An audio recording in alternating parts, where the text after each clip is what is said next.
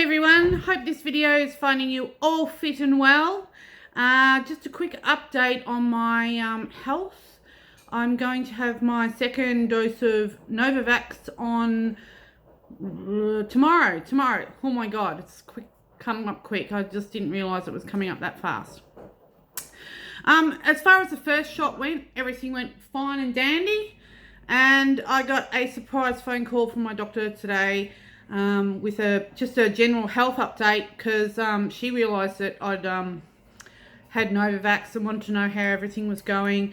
And she's a really clever little person, because she also realised that I'll be running out of drugs and stuff soon, so she just needed to send some prescriptions through.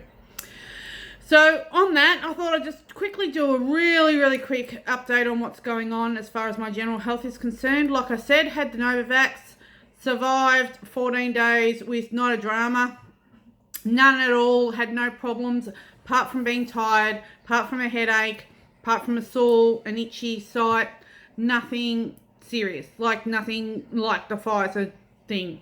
I mean, I woke up, I was freaking out for day 13, 14 and 15. I was just waiting for the loss of control and me going into a zombie.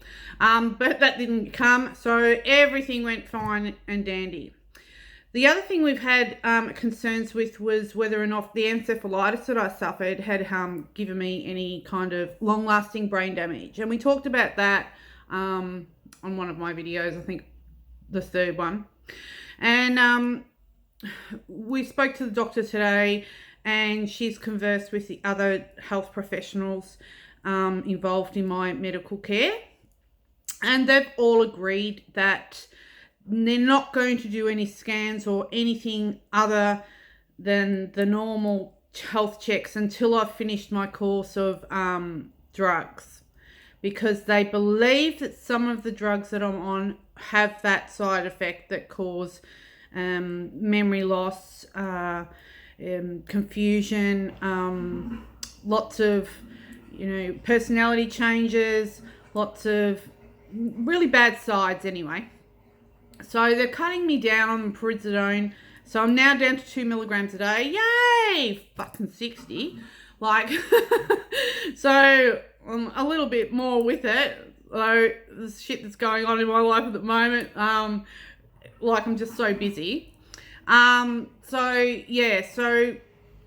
they're saying that maybe the peroxidone has a little bit to do with my memory issues.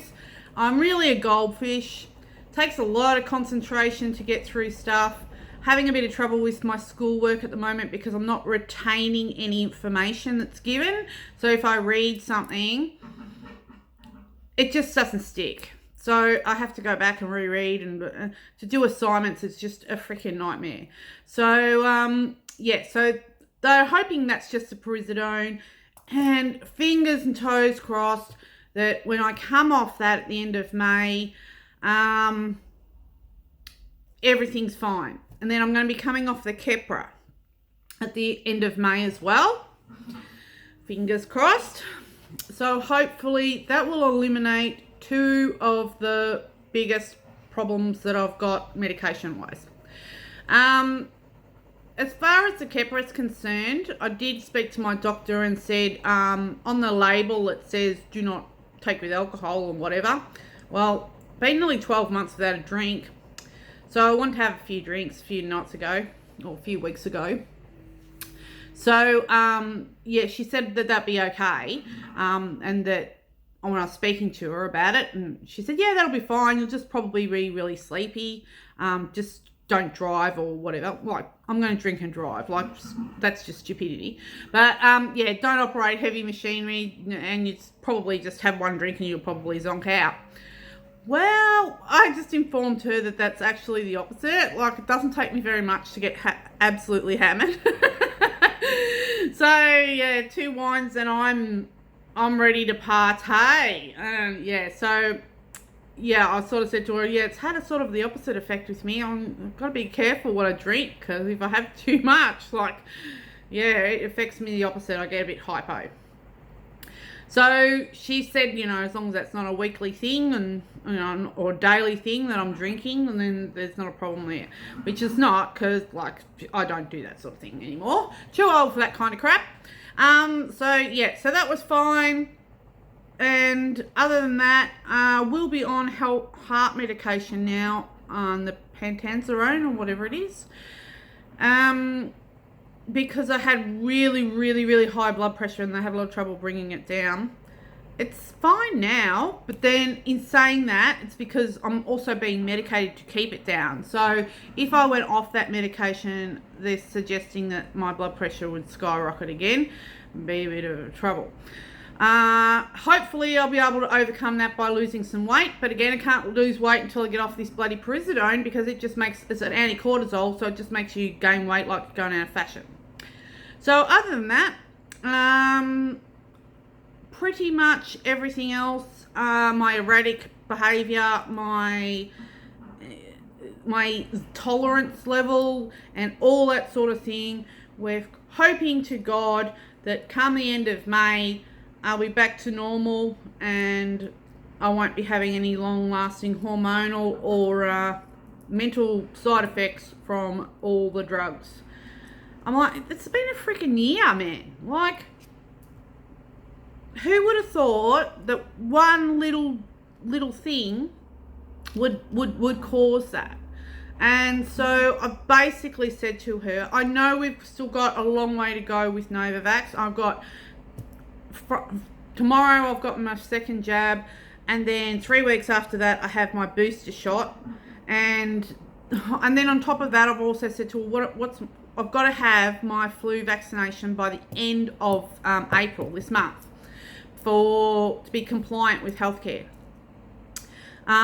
So we're not she was going to find out about that as to whether or not I could just take that, because it's the same sort of technology, that I weren't quite sure whether I could take it in conjunction, or what the day period is that I have to wait before I can get all those jabs done.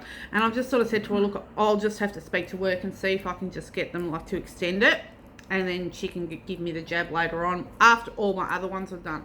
But like I said, I've had my first one without any severe major reactions, so I can pretty much say now without a shadow of a doubt that the Pfizer jab last year was the one that caused me to have encephalitis.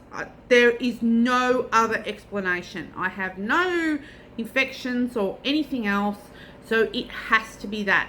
And it can't be an autoimmune problem, because if it was an autoimmune problem, then it would be triggered by any other vaccination, being flu or the Novavax, and I haven't had any problems. So touch wood,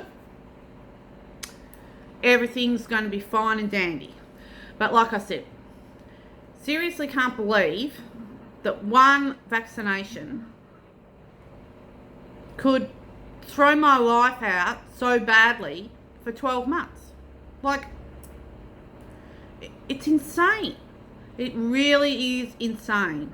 And like I said, I'm not an anti-vaxxer, but I think they need to start pumping in to medical research on these vaccinations for COVID that they're pumping out all the time. I mean, we know that all the vaccinations are impervious to Omicron. Well, and they're now saying there's a BA or XY or whatever it is strain that's coming out of Omicron, and I'm like, well, why are we taking all this shit when it's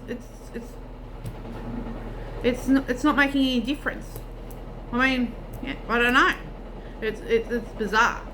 Anyway, you can probably hear my washing machine going in the background. It's going flat. It's having a mental breakdown.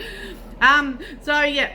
Anyway, better love you and leave you. I've been chatting along for 10 minutes now. So just wanted to keep you up to date with how it was. And again, I will be keeping a video diary of my second dose. I've heard a lot of people put some comments on about how they've had second doses and third doses and they're fine and everything went really well. So I'm really confident. I'm not in my head this time. I was all in my head, too much in my head last time. Didn't have enough to occupy my little brain cell. So I was just like thinking all the worst. But now I am I'm ready. Just bring it on, bitch. I'm ready. So yeah, so that's where we're at, and I hope everybody has a great day, and I'll keep you up to date with what's going on. See you later, everyone.